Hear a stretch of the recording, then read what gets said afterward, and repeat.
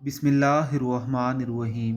کہا جاتا ہے کہ حضرت سلیمان علیہ السلام عہد العیان کے بیٹے کی شادی میں شریک ہونے کی تیاری کر رہے تھے۔ ملک الموت آیا، منزل کا پتہ پوچھ کر خبر دی کہ آپ نہ جائیں، کیونکہ میں آج رات دلہے کی روح قبض کرنے کا مکلف ہوں۔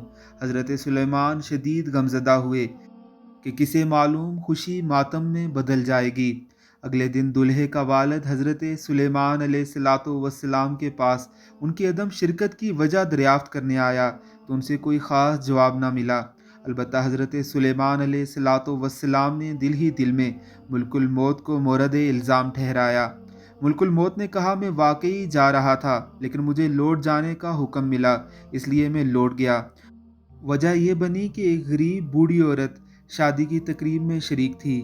دلہے کے والد نے جب اسے دیکھا تو پوچھا کہ میں آپ کی کیا خدمت کر سکتا ہوں؟ اس بڑھیا نے کہا، مجھے بھوک ہے، کھانا کھانا ہے۔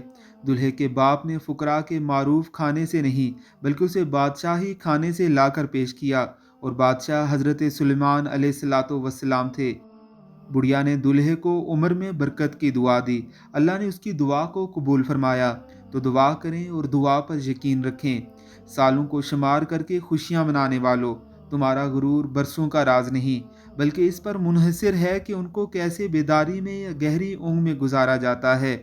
شیخ المغازی رحمہ اللہ فرماتے ہیں کہ نیکی اگرچہ چھوٹی ہو مگر اس کی باقیات کبیر ہیں۔